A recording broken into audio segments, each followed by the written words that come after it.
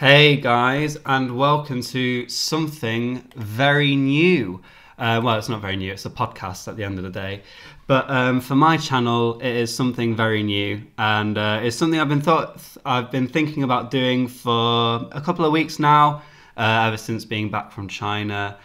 And it's basically just a podcast of me, and maybe I'll have a guest or two sometimes, and I basically just want to talk about stuff like sport, films, and general life that's just going on in the world of me and other people and stuff like that. So it's just a general podcast, really. So yeah, it's nothing new at all, but I'm hoping that you will enjoy this all the same. And I'd like to start off by apologising because my voice is not great at the moment. I've still got a bit of a cough, which isn't great, but I got some excuse me, I got some water by my side, and hopefully that will cure me during the course of this podcast. Anyway, so in this first podcast, I'm going to talk about football. So, if you're already turned off by that idea, then sorry, this podcast isn't for you. So just turn off and come back to another one maybe in the near future. Hopefully it will be something that you enjoy listening about. So I want to talk about football, and obviously this week has been an incredible week, not just for football, but for English football in particular. So let's go through the Champions League and the Europa League, as we now have 4 English teams in European finals for the first time ever. Not just English clubs, but European clubs. No one country has had 4 teams representing it in the final, in both the UEFA finals. So this is a really, really historic moment for English football. So let's start off in chronological order. Let's start off with the Liverpool versus Barcelona game, which I have to say, I was expecting a routine Barcelona win. In the first leg, Barcelona were quite lucky to get a 3-0 win, to come away with that result, because Liverpool were really playing well. They had more possession than Barcelona, and they were playing excellent football. They just got a bit unlucky a few times, and playing at the Camp Nou, it's quite a daunting stadium, and Messi came up with the goods in the second half as well, scoring 2 goals and that amazing free kick, which is one of the best I've ever seen. But yeah, to say that Barcelona deserved a 3-0 win in the first leg was definitely incorrect. If anyone has said that, Liverpool were unlucky to come away with that. But still, I thought it was far too much. No matter how well they played in Barcelona, I thought it was going to be too big of a deficit to overcome. But they proved me, and I'm sure they proved a hell of a lot of people wrong on Tuesday night, when they absolutely put Barcelona to the sword and destroyed them in emphatic fashion. 4-0. And it was just an incredible, incredible performance. Obviously, that early goal gave them a massive lift. Anfield, as always, is a great stadium to go to, and when it's a night like that, when the Liverpool fans are right behind their team, believing in them, is something special about those Anfield nights, which I hate to say because I'm not too fond of the Liverpool fans. I like Klopp, and I like his squad that he's built, and I like what he's done with Liverpool as a team, but as a fan base, I cannot stand them. So sorry, Liverpool fans. But it was an emphatic result, 4-0 Obviously, Origi with that first goal, that got them believing straight away inside 7 minutes, I believe. Just a tap in, as all good strikers should be doing. And that really got them lifted.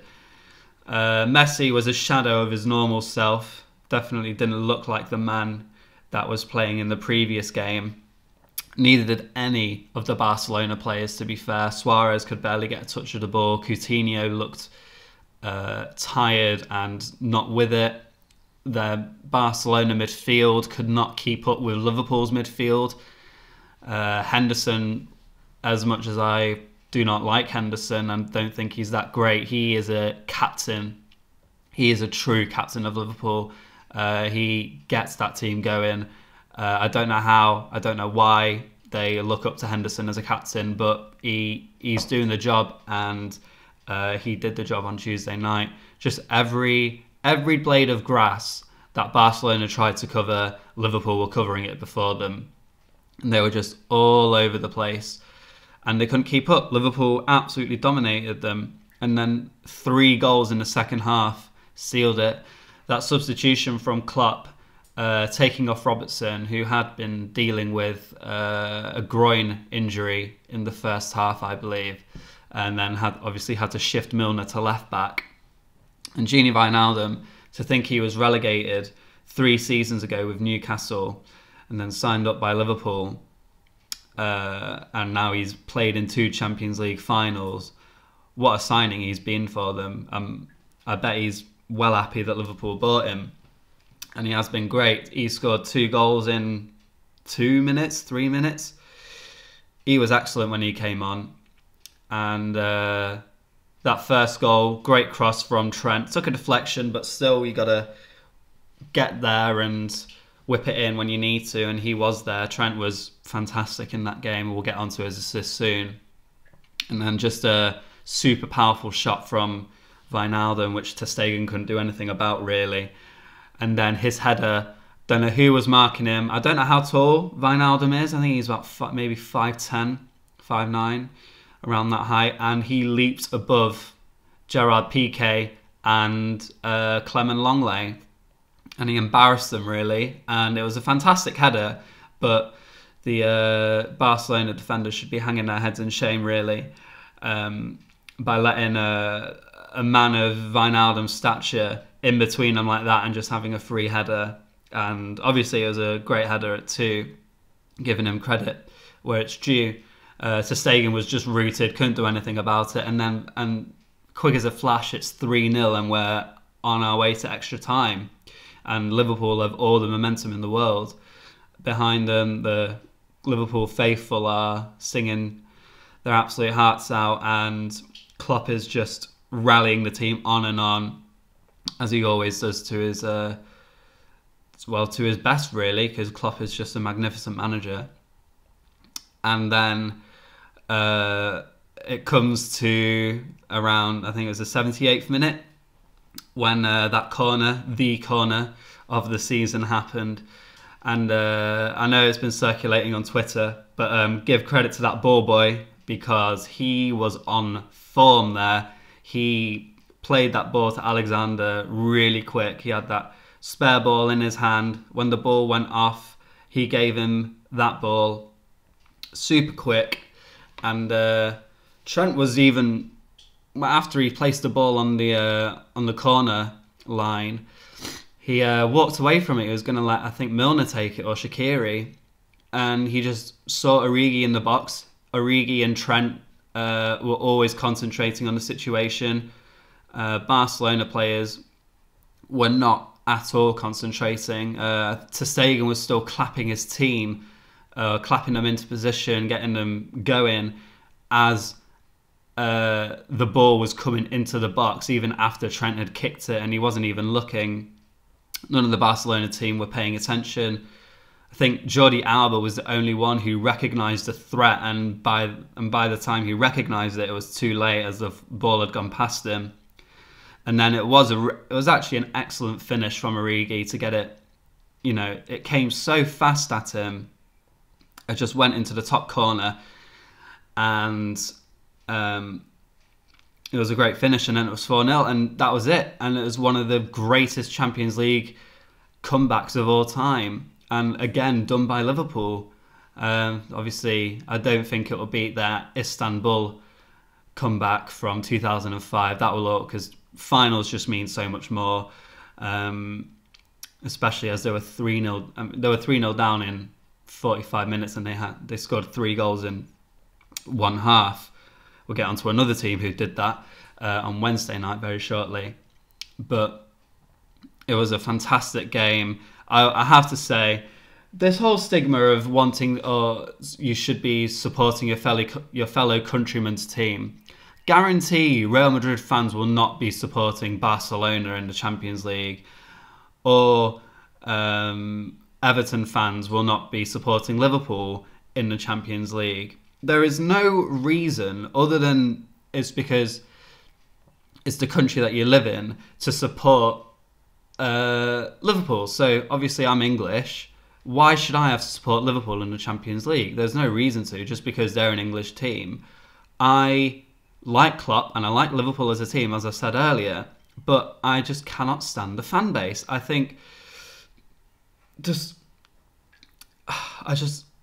their social media presence. I mean, Arsenal is probably the worst. I will admit that Arsenal's social media presence is atrocious. We're really, really bad. We're constant. 1 week we're slating the team for being awful, and then the next week we are just praising them for having such a good game. We are back and forth, in and out, up and down with our team.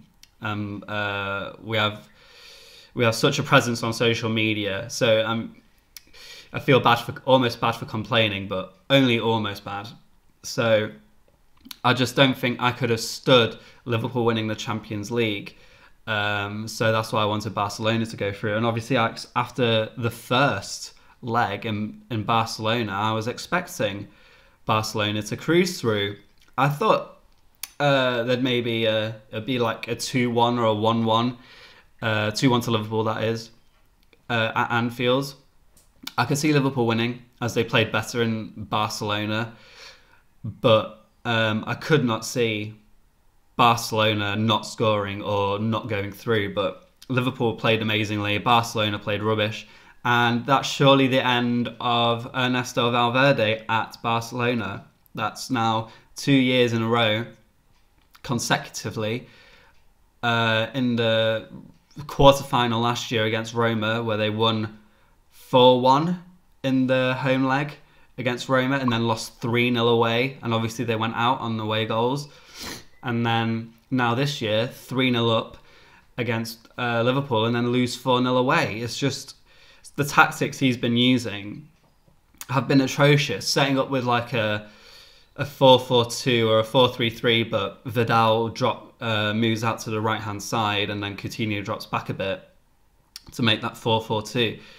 And it's just really, for Barcelona to be doing that, of all the teams, beautiful football, fantastic passes of the ball, amazing finishes, great defending as well. You just do not expect Barcelona to be sitting back in a 4-4-2 in the Champions League semi-final and just let another team walk all over them. But they did that, and they let it happen, and now they've paid for it, and Valverde will surely be sacked at the end of the season. You know, I think he won the La Liga last year, if I'm not wrong.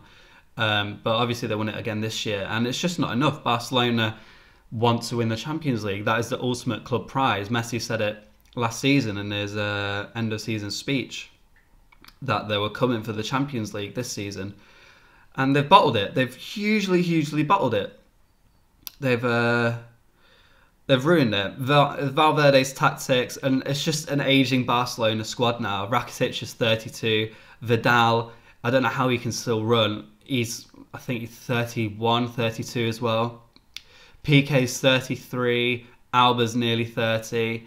And then Valverde makes silly decisions like playing Sergio Roberto, a natural deep-lying playmaker in the midfield, putting him at right back. He can play at right back, but surely you pick the natural right back in Nelson Semedo over Sergio Roberto. Instead of trying to play beautiful football from out the back, you just play a more rigid style of football. Get a quick right back going, bombing up and down the wing, working with the midfield, getting him behind the lines, and exploiting Liverpool. Because Andy Robertson, he had a good game, but with his groin injury, if you had someone like Semedo running at him, he would have been struggling a hell of a lot more.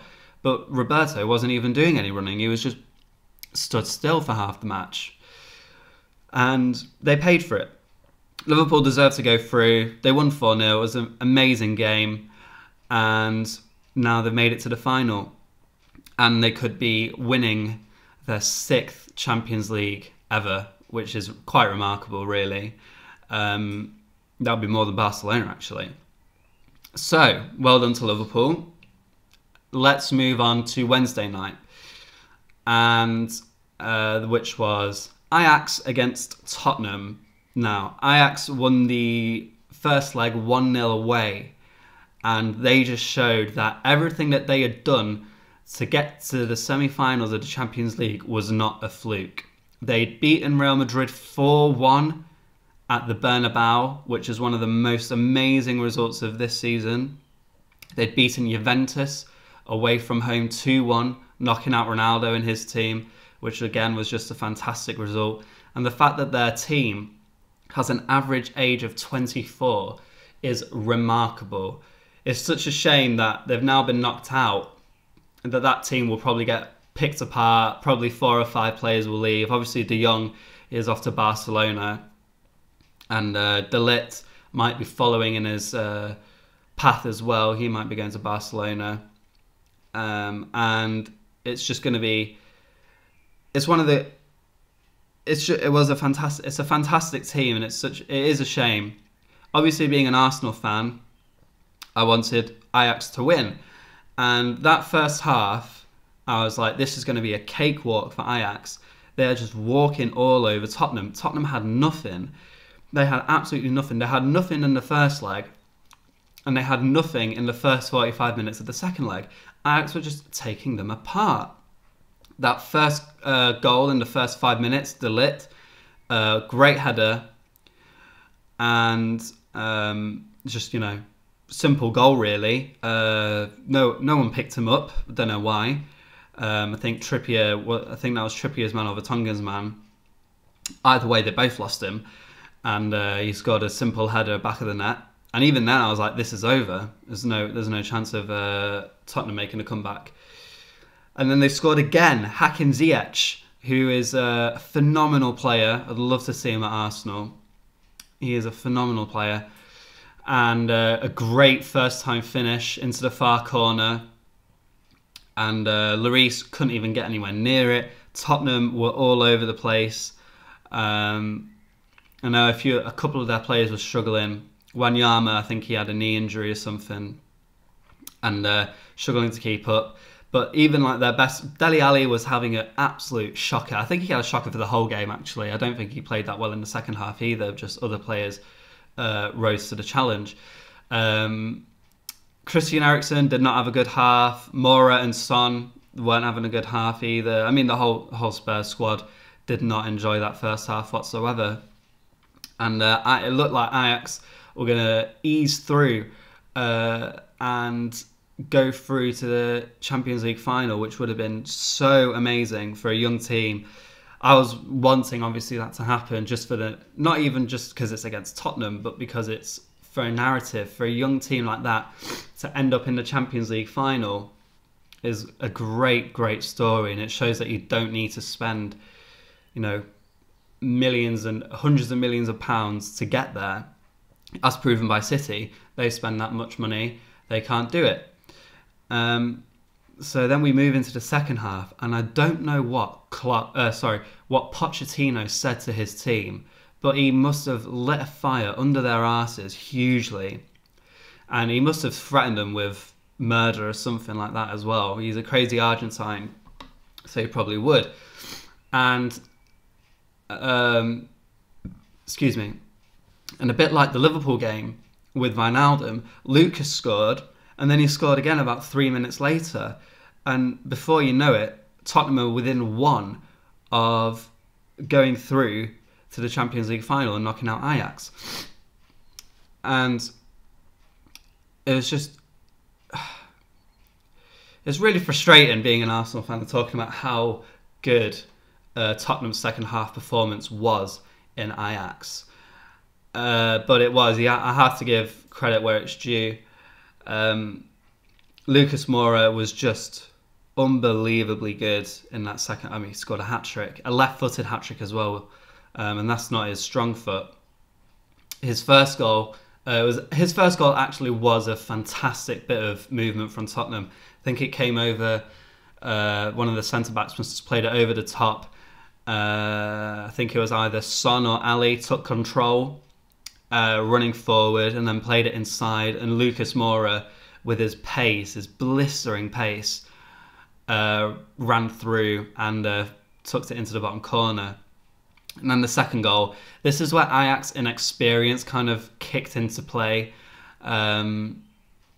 because they're such a young squad, but they're a squad of almost, they are, I mean, yes, they are men, obviously, but I mean, they'd beaten Real Madrid at the Bernabeu, they'd beaten Juventus at their ground in Turin, but against them, they'd lost to, I think they drew to Juventus in their home game, but they lost to Real Madrid. So clearly, away from home, Ajax have been so much better because they've had the confidence to go out and play with gusto and just wanting to impress anyone and everyone, really.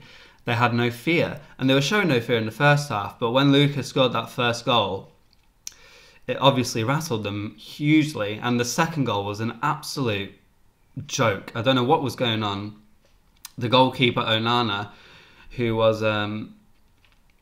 he's one of the most highly talked about young goalkeepers in the world at the moment. Just had an absolute mare and an absolute mix-up with his defender. I think it was Blind. And that allowed Lucas to get the ball, turn and shoot, and it was 2-2 with half an hour to go. And it was a long half an hour. Ajax was, fair play to Ajax, they were still pressing up the field. I think they hit the post once or twice. Ziyech was still causing problems. Oh, of course. Llorente came on. I can't remember if he came on at half-time. I think he did, because they brought off Wanyama. So Pochettino brought on Llorente, which turned out to be an amazing substitution, because they were just lumping balls up from the centre-backs and from the midfield, and he was just holding them up and allowing Lucas and Son to run onto the ball. It was just great play, great centre-forward, number 9 striking play. And so after Tottenham scored, like I said, it was a super long half hour, and I think it was 5 minutes of added time. And this is where Ajax just started to struggle a hell of a lot. They were really under pressure. And Onana made a mistake by time wasting. I know time wasting is... I hate it. I hate it when Arsenal time wasting. I don't enjoy it because it just ruins the game. But Onana, if he didn't time waste, Tottenham's goal would have never come. It would have never happened, because it would have been within the 95 minutes. And they wouldn't have had a chance to. And you just think that he's regretting time wasting all that much now, because the referee added an extra minute onto the game, and it cost them. It cost them massively. He'll be kicking himself, but it was a fantastic finish by Moura again into the bottom corner. And scenes. It was crazy. Every Tottenham player, substitute, ran onto the pitch. Pochettino was on the pitch as well. He couldn't believe it. I couldn't believe it. It happened again. It happened again for 2 nights in a row. A team that was 3 goals down had come back and won the game. And I don't know what's more impressive, if Liverpool's scoring 4 in 90 minutes or Tottenham scoring 3 in 45 minutes. But either way, it was just an super, super impressive result for Tottenham. And just, they're showing why, well, yeah, they're showing why they're so much better than teams like Arsenal and Chelsea at the moment. They are just leaps and bounds ahead of them. They haven't spent a single penny, not one penny, in the last 2 transfer windows, and they've made it to a Champions League final. That to me shows how good of a manager Pochettino is, and I think he's probably I think he's the best manager in the Premier League. Don't hurt me to say that. I think he is. He has one of the best squads in the Premier League. Their league form hasn't been great, but then again, they've been playing in Wembley all season, and they've only just moved to their stadium. And it is killing me as an Arsenal fan to say all these things, praising Tottenham, but they were excellent. And ultimately, you know, whoever wins the tie deserves to go through. And that 45 minutes, they were fantastic, and they scored 3 in that time, and they went through. And this, I have to say, even after the final whistle, seeing Pochettino cry it just shows what football means to people. And it's hard, it's hard to hate football after something like that. It's just football wins as a whole. Obviously, Arsenal fans, we got to take this huge L, because Tottenham are in the Champions League final and they could win the Champions League before Arsenal do. Which if Tottenham win the Champions League, that's it for Arsenal. Arsenal as a club should stop working. They should stop working. I'm going to stop supporting Arsenal. I'm going to take up scuba diving, go live in Barbados, some stuff like that, and just walk away from football, because I could not deal if Tottenham win the Champions League. It will be over. It will be over for us as a club.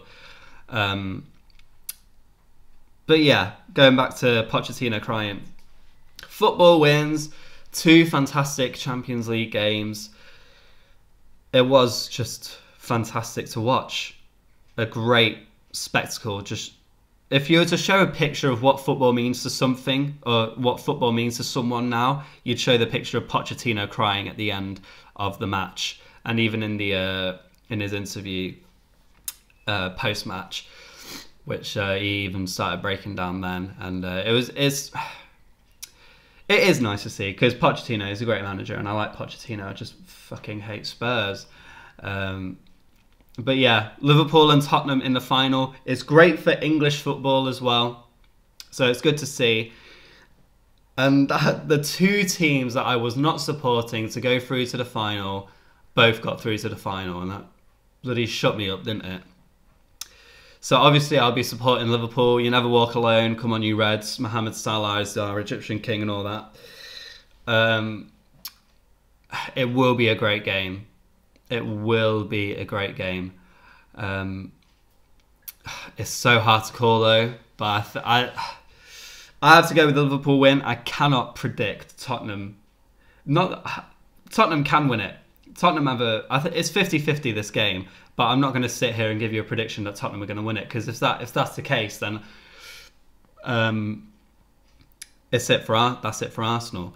So I think I'm going to go. It's going to be maybe 4 goals overall. I think Liverpool are going to win 3-1. I think it'll be a great game. Look, Tottenham are going to try. They're going to really try their hardest. But I think Liverpool, they've been unbelievable this season. They're going to get 97 points and finish 2nd. They've lost 1 game in the Premier League all season, and they're going to finish 2nd. It's almost unfair. Liverpool have been so good this season. I think Liverpool are going to be too strong for them. I think their team overall is just better than Tottenham's. And if Kane is fit, do you play him? And if you do play him, who do you sacrifice? Because for me, if I was Pochettino and let's say I had to play Harry Kane was fit and I'm going to play Harry Kane, I'll drop Dele Alli. I think he was rubbish against Ajax in both legs. I haven't seen him turn up this season that much. He's been all right, but I don't think he's had a fantastic season. I'd drop Dele Alli. People talking about if Kane's fit, you drop Lucas Moura. What a ridiculous thing to say. He's just scored a hat-trick against Ajax in the Champions League semi-final. You have to play Lucas Moura in the final now. He's a team that just... With Ali and Eriksen, there are direct comparisons. They are such similar players that you almost don't need one of them. You can drop Eriksen, which is never going to happen because Eriksen is an unbelievable player, or drop Ali, who's been inconsistent this season. So you drop Ali and you put Lucas Moura on the wing, Son on the other side, and then Kane through the middle. And then you have Eriksen playing in behind him. And surely that's a winning formation? I hope not. I mean, Poch, if you are listening, play that team and lose, please.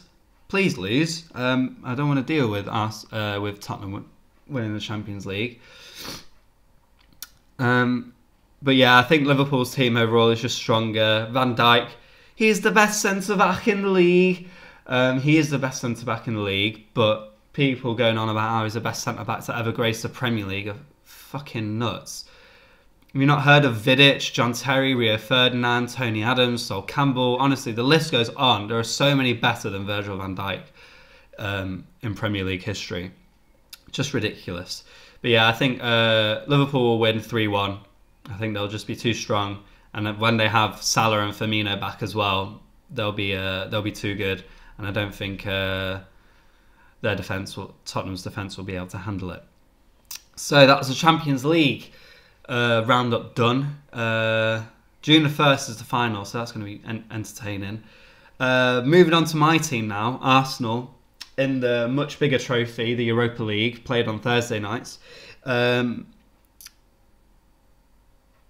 We won the first leg 3-1. It was a really good result. That third goal that we got in like the 91st minute from Aubameyang, that was crucial. Absolutely. Looking back now, that is crucial. Probably the most crucial goal of our season.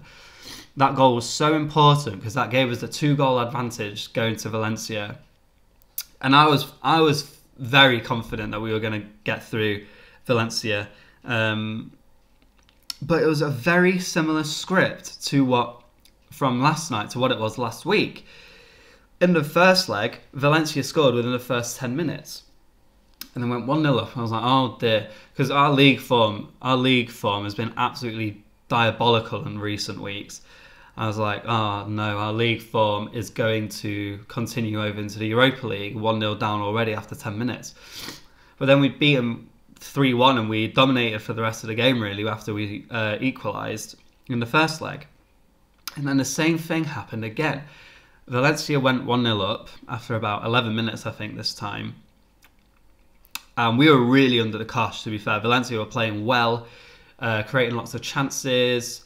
I think Rodrigo had a shot from outside the box, which went just wide.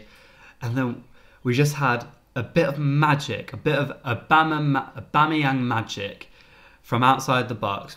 And fair play to Lacazette as well. Beat the defenders. For a guy who's 5'8", he jumped higher than the defenders and won the ball. Headed it onto Aubameyang, sorry. And Aubameyang, we are blessed. Arsenal as a club, if we didn't have Aubameyang or Lacazette, we would be battling with West Ham for 15th. That's how bad Arsenal would be if we didn't have these two players. But their link-up is something else. They are incredible when they're on form. And that first goal was just unbelievably good from outside the box. Aubameyang was falling over as he hit that. And it went into the bottom corner.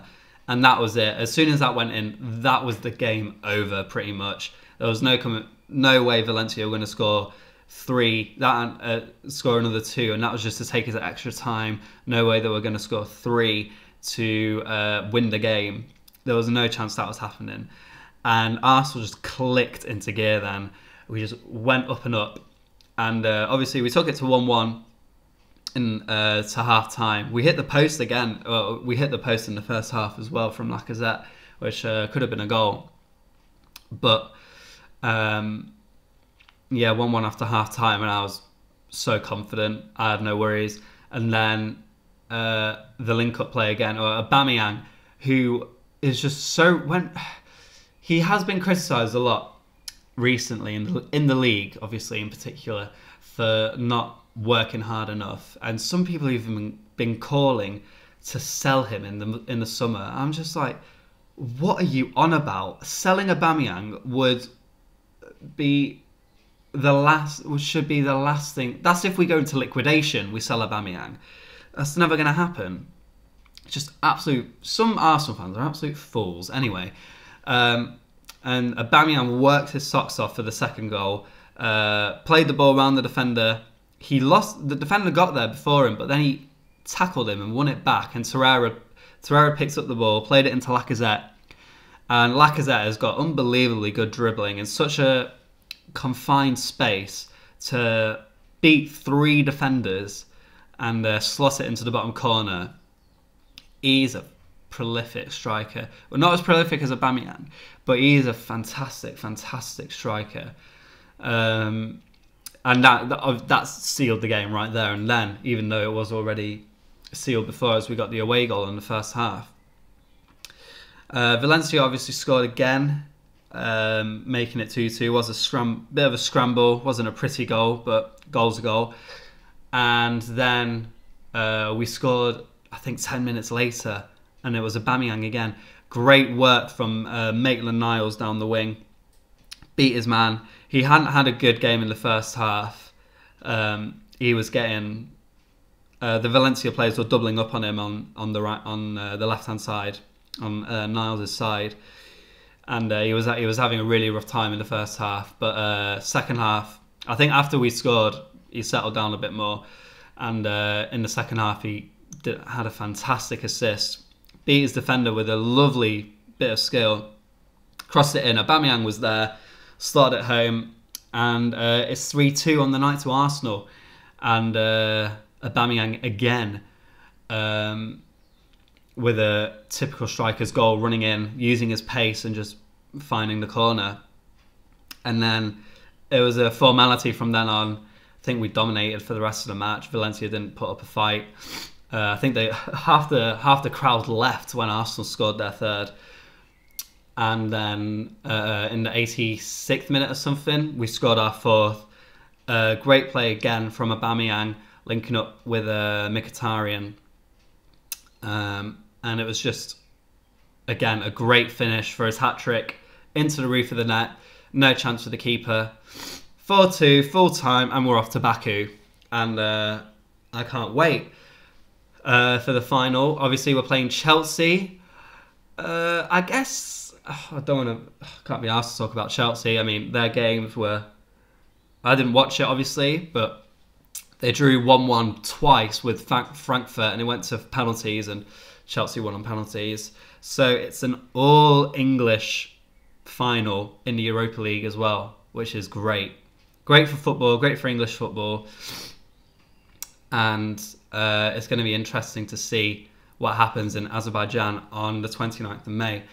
And just for fun, I've been looking at how to get to Azerbaijan. Tickets for the match are £100, which is pretty good actually. For £100, I'd pay that if it was a final for the FA Cup to see Arsenal. I would pay that. I haven't been to an Arsenal final before. Not that I have many chances to go see Arsenal play in a final anyway. But and then the flight to get to Azerbaijan, there's no direct flights from England, so it's you can get all sorts of types of flights. You can get like a 10-hour flight, or you can get a 28-hour flight, which has like 3 stops, and one of them's in Iran. It's just crazy how to get there. I feel a bit sorry for the Arsenal fans and for the Chelsea fans as well, who are travelling all that way out there. It's just such a ridiculous flying schedule, just to go watch Arsenal and Chelsea, and one of those teams is going to lose.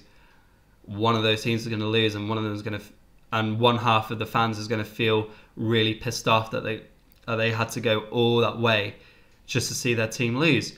And I tell you what, it's not going to be Arsenal. Unai Emery is a Europa League don. He is the maestro of this competition. He won it 3 times in a row with Sevilla. There is no way Unai Emery is unprepared for this match. He is going in there against a manager who's not won a trophy in his life. In his life, he's never won a trophy. He's a good manager, Maurizio Sarri, but he's never won a trophy. He bottled it in the Carabao Cup when Kepa decided to become manager. And obviously they haven't had a great league season.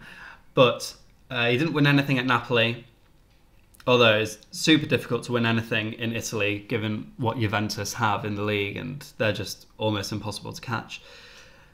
But it's going to be a really, really good game. I just don't think Arsenal are going to lose. I think... But the thing is, Arsenal and Chelsea, like Tottenham and Liverpool, were similarly matched up. But Arsenal's defence is rubbish. Chelsea's defence is rubbish. But our attack force is so good. So good. Chelsea do have Eden Hazard, of course. They have Hazard, but is his head really in it? His head is probably thinking about, oh yeah, I can't wait to... He's probably looking at properties in Madrid already.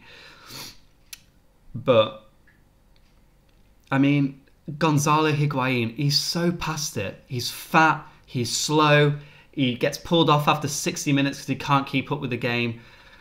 And who will play? Will it be Willian? Has he featured much this season? I don't think he has. Will it be Pedro, or will he go with Hudson-Odoi, the youngster? But I think he's out injured. I think he's injured. I think he got injured. Yeah. But yeah, it will be an interesting final. But I think Arsenal are going to win it. I think Arsenal are going to win 2-1 in normal time. I think it will be really, really fun, entertaining final to watch. So come on, you Gunners. Come on, you Liverpool. Come on, you Mighty Reds. Beat the scum. Beat the scum, Tottenham. Because the thing is, if Arsenal win the Europa League, it will mean nothing if Tottenham win the Champions League. It will mean nothing. We'll be back in Champions League football, but ultimately it will mean nothing because Tottenham have just beaten Arsenal before we could even get back into the Champions League. It will be an embarrassment for the club. So Arsenal have no choice. We have to win the Europa League. We have to win it. Chelsea are already in the Champions League. Why can't they just forfeit it? They don't need this BTEC trophy. Arsenal need to win it. Arsenal need to win it more than Chelsea, obviously. And Liverpool just need to win it. Need to beat Tottenham for Arsenal's sake and also for their sake. Because they're not. I don't think they're going to win the league. I think the league is a formality now. Just showing how good Liverpool and Man City are, going like 13 games unbeaten in the run-in for the end of the season. Flawless victories, and they'll have nothing to show for it at the end of the season with Liverpool. So they're going to want to win. They're going to be so up for winning the Champions League now. So I'm going to go 3-1 Liverpool to beat Tottenham, and I'm going to go 2-1 to Arsenal, and they're going to meet Chelsea. So it'll be very interesting. Can't wait. All English final, and then there's going to be an All English Super Cup as well. That'll be good fun too. So I think I'll end it there. Don't want this to run on for too long. So thank you ever so much for listening, guys. If you have enjoyed it, please do leave a like and subscribe if you haven't already. I'm hoping to do more of these coming up. I think I might do a few on the boxing. I'm going to wait until the matches roll out as well. Obviously, there's Wilder's fighting. The top three are fighting. So Wilder, Fury, and Joshua, they're all fighting within the space of a month. And now Usyk is fighting as well. So that'll be fun in the heavyweight. So the heavyweight division for the next month is going to be really entertaining. So I could talk about the boxing. want to talk about a few films as well. I think Endgame, I want to watch that again and then have a proper discussion about it. But yeah, I'll end it here. So I'm probably just repeating myself, but oh well. So leave a like, subscribe if you haven't already. Put down in the comments who you think is going to win the Champions League and the Europa League. And yeah, I will see you guys next time.